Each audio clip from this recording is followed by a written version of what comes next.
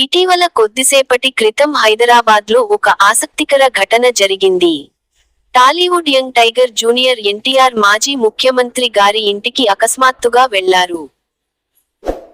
ఎవరూ ఊహించని విధంగా, ముందు ఎలాంటి సమాచారం లేకుండా, జూనియర్ ఎన్టీఆర్ తన కారుతో నేరుగా ఇంటి వద్దకు వచ్చారు.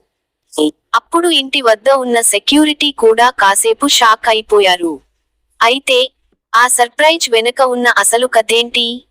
ఎవరూ ఊహించని ఈ అకస్మాత్తు సమావేశం ఎందుకు జరిగింది అన్నది ఇప్పుడు అందరిలో ఆసక్తికరమైన చర్చగా మారింది. స్నేహ సంబంధమా? రాజకీయ చర్చలకా? లేక ఇంకేదైనా ప్రత్యేక కారణమా? ఇప్పటికీ అధికారికంగా ఎలాంటి సమాచారం బయటకు రాలేదు.